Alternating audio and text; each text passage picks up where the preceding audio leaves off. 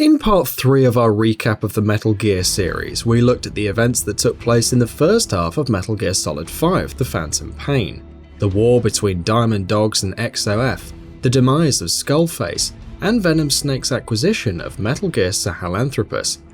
In part 4, we're going to take a look at everything that happens in the rest of The Phantom Pain, and talk about its hotly debated twists and reveals, and how it all connects with the original Metal Gear games.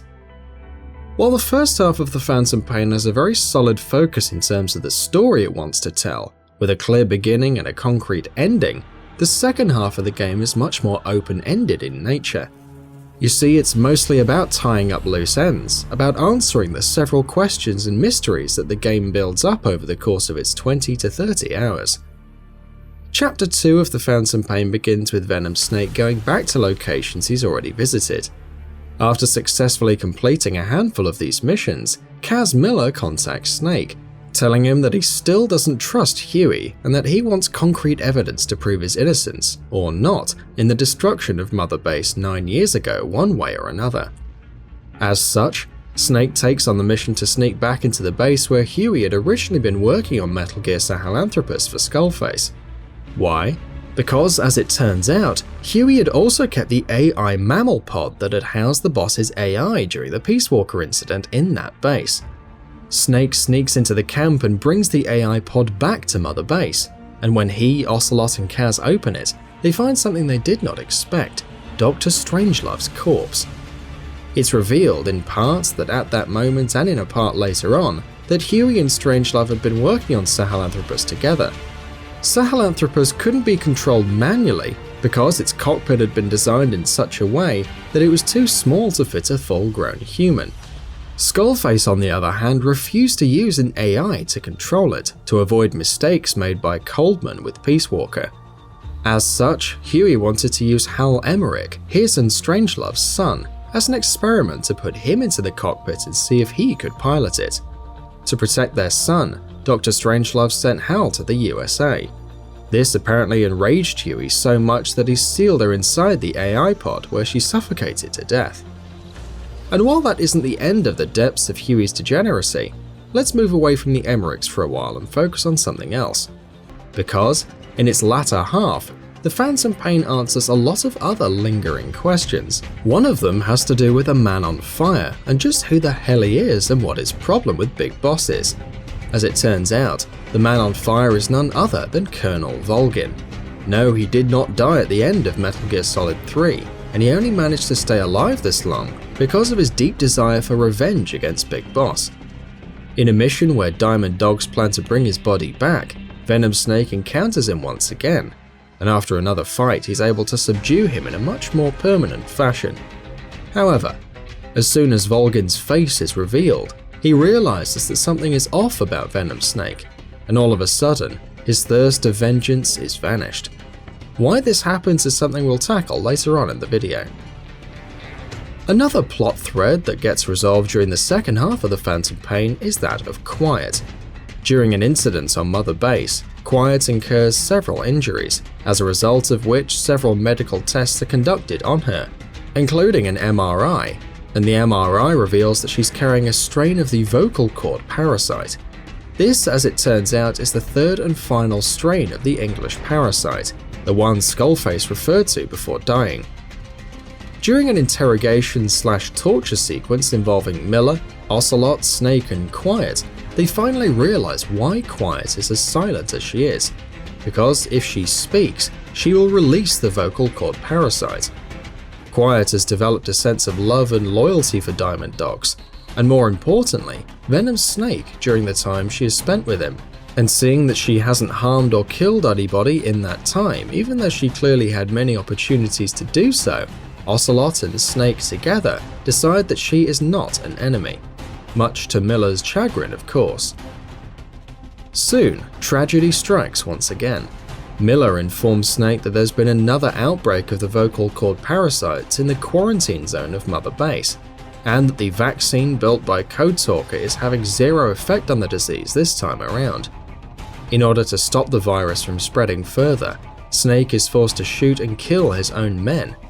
In a fantastic, moving scene, the deceased soldiers are cremated, with Snake and Miller mourning this tragic incident. And rather than pouring their ashes out into the sea, Snake decides to have diamonds made out of them, so that they could be a shining light even in death. We're not burying them at sea. What then?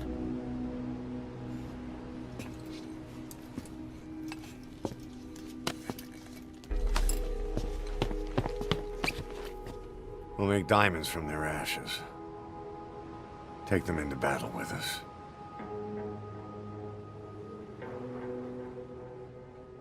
A shining light to our brothers in arms, even in death.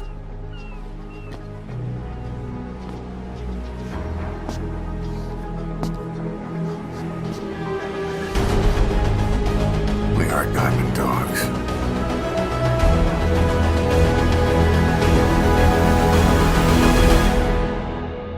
But how did the parasite break out once again? And why didn't Code Talker's cure have any effect? As it turns out, it's all because of Huey once again, who caused the parasite to mutate in such a way that the vaccine wouldn't be able to stop it. It's also revealed that Huey had been in contact with DARPA, an agency that's known to be connected to Cypher, and was attempting to sell them the parasite in exchange for protection. In light of everything that's been uncovered about Huey and his deeds, a trial is held to determine his guilt, with all of Diamond Dogs in attendance. Huey is accused of mutating the virus, of killing his wife, and of having played a part in the destruction of MSF's mother base 9 years ago. And at the end of the trial, he's found guilty on all counts. The soldiers of Diamond Dogs demand to have him executed, but Venom Snake decides that they don't have the authority or the responsibility to judge the actions of an enemy. As such, he decides to have him exiled.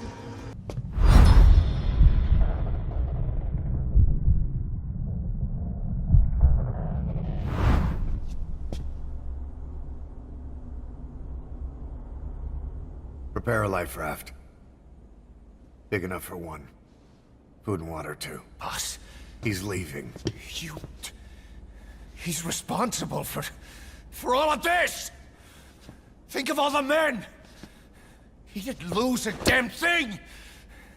This is the enemy! And he's here on his knees! Us? You are right, he is not one of us. But we are not responsible to judge an enemy. He leaves Mother Base, and that'll be the end of it. Huey is later lowered onto a raft with some food and water and made to sail away from Mother Base, never to be seen again. And that's the last we hear of Huey Emmerich for a long, long time. We find out his eventual fate later on in the series, but let's not speak of that right now. But as it turns out, the problems don't end there. Miller soon contacts Snake, telling him that Quiet has disappeared and is nowhere to be found on Mother Base. The mutation to the virus caused by Huey means that Quiet's virus might become active even if she chooses to remain silent, which is why she chose to leave. Kaz has, however, managed to track her current location. Worried by how much Quiet knows about Diamond Dogs and Mother Base, and the fact that she also has the vocal cord parasite inside her, Miller asks Snake to bring her back. Snake manages to track her down and finds that she's been taken captive. Her captors have been torturing her, and eventually they try to rape her as well. Obviously they don't succeed, and Quiet and Snake together manage to eliminate the soldiers, as well as an armoured tank unit. However, Quiet is injured in the firefight, and as such, Snake has to carry her through a sandstorm to get to the landing zone where his chopper's waiting to take them both back to Mother Base. Proving that he too is, after all, only human, Snake finds himself exhausted before he can get to the landing zone. He lies down to rest, but when he does so, he gets bitten by a venomous snake. Understandably, he loses consciousness. The chopper tries contacting Snake, unable to pinpoint his exact location thanks to the sandstorm. Seeing Snake in the state that he's in, and realizing that he needs medical attention as quickly as possible, Quiet tries to contact the chopper's pilot, speaking in another language. When he doesn't understand, she's forced to speak in English and direct him to their location. When Snake comes to, he realizes that Quiet is gone, with no trace of her left behind, and no way left to find out where she went.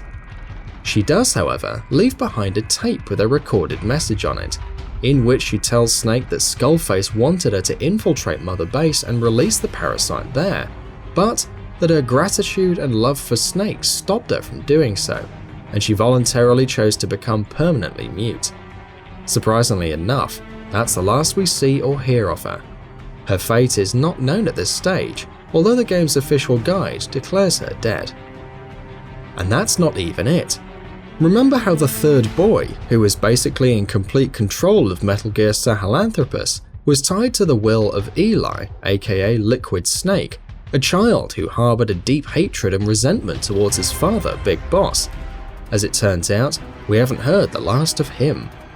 During an interrogation scene, Eli and the third boy take control of Sahelanthropus, and with several other child soldiers and a hostage pilot in tow, they fly away from Mother Base to a remote island in Central Africa.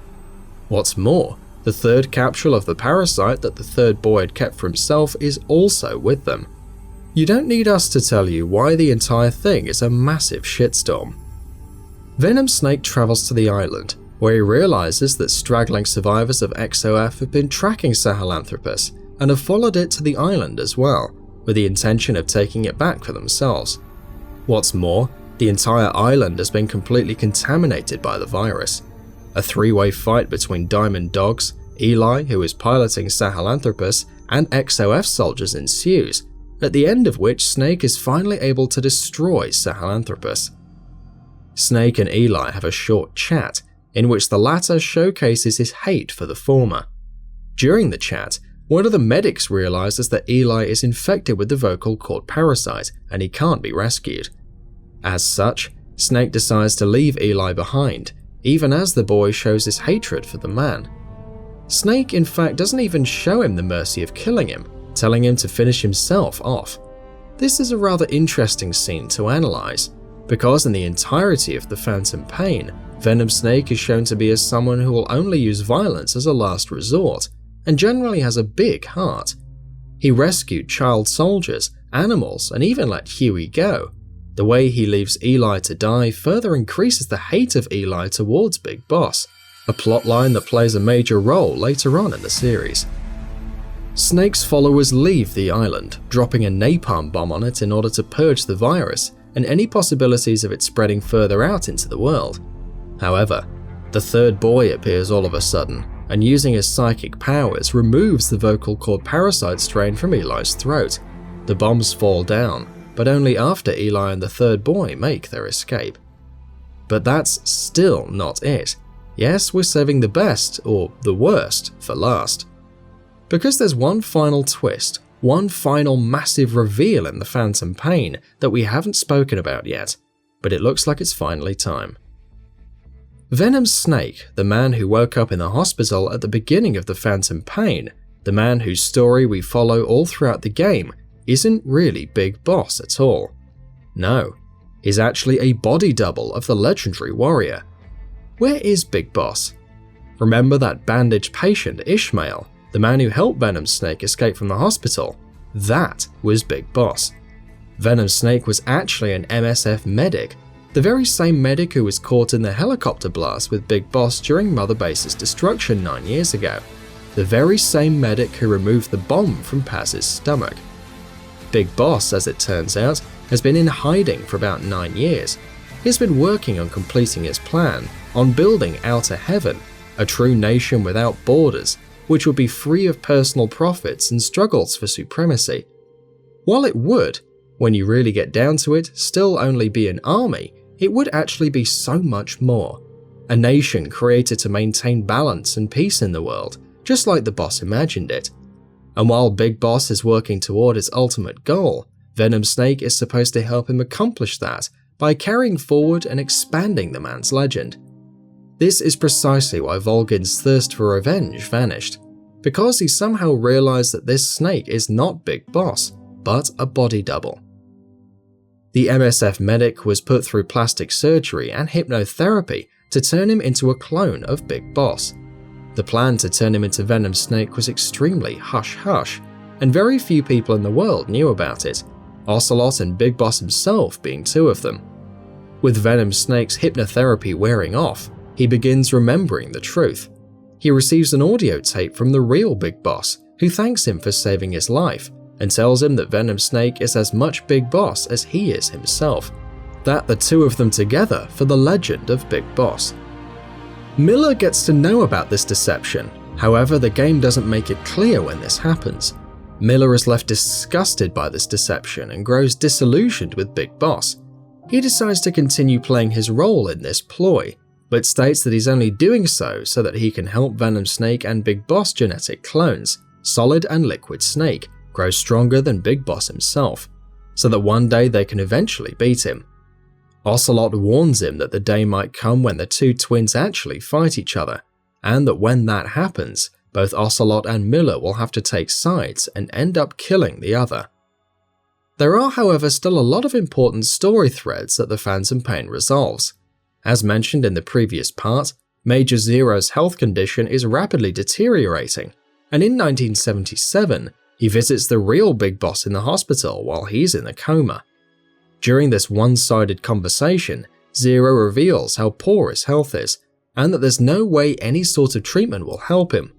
Quite surprisingly, Zero states that although he doesn't mind what Skullface did to him, he'll never forgive him for what he did to Snake during the events of Ground Zeroes.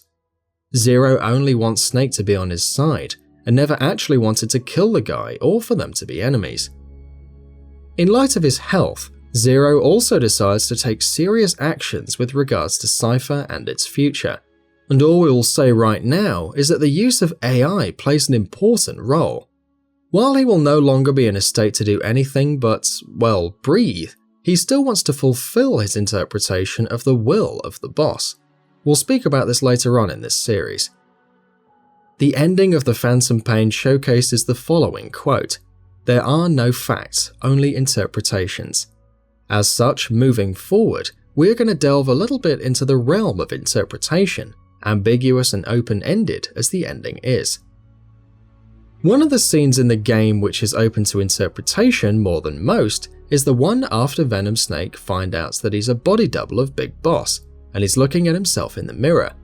It can be said that the scene doesn't play out exactly as it may seem, but that it is divided by a time leap, with the second half taking place years after the first. During the first half of the scene, Venom Snake listens to the tape left behind by Big Boss, in which the legendary warrior tells him that now they're both Big Boss. In this scene, as Venom Snake looks in the mirror, the logo of Diamond Dogs can clearly be seen in the background, indicating that it's still 1984.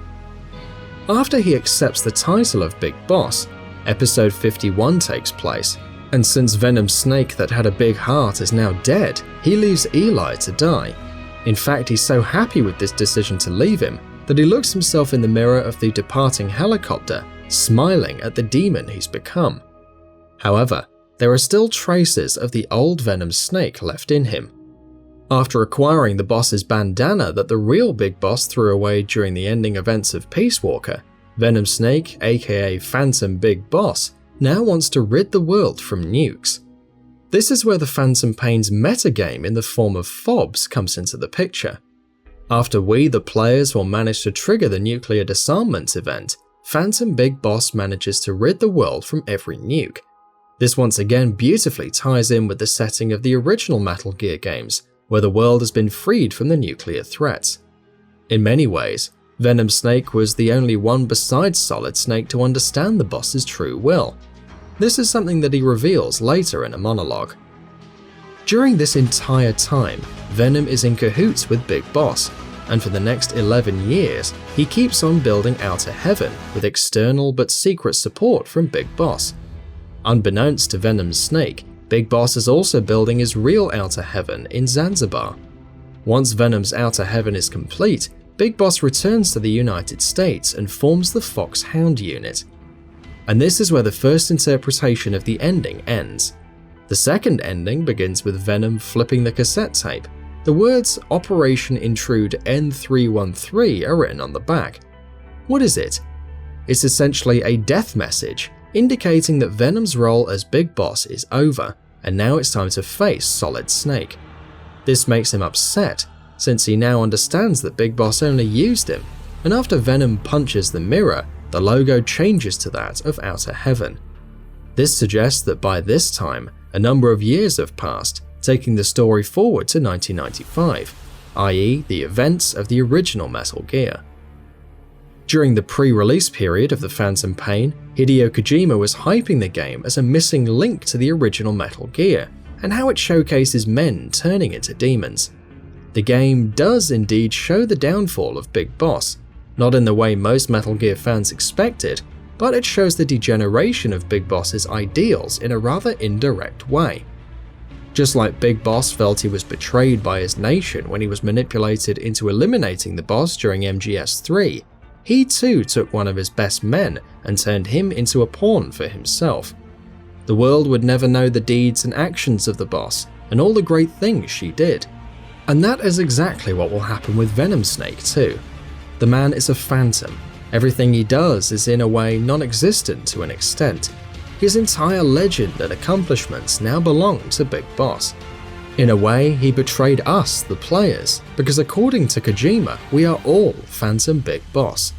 The game shows Big Boss's fall from grace by using his best man, just the way he felt he was used during the events of Metal Gear Solid 3.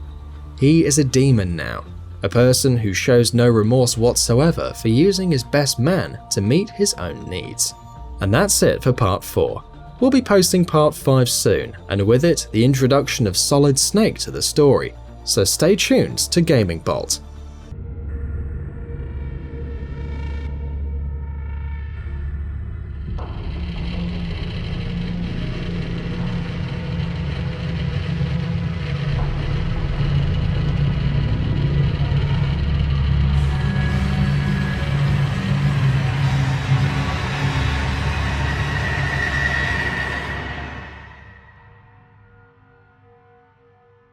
Kept you waiting, huh?